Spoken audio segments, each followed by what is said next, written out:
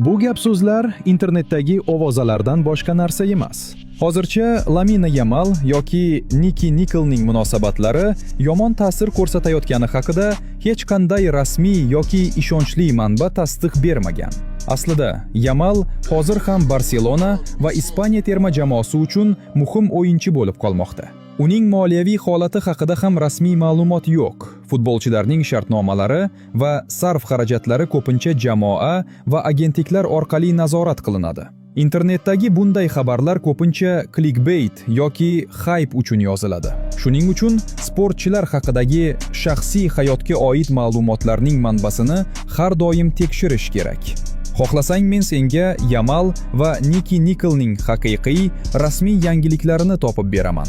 Agar kanalimizni kuzatib bormasangiz, bizni yana ko'rish ehtimolingiz juda kam. Lekin obuna bo'lgan bo'lsangiz tabriklaymiz. Bu yog'iga har kuni yangi bilimlarga ega bo'lasiz. Faqat tasdiqlangan sport yoki shou biznes manbalaridan. Qilaymi? Kommentga yoz.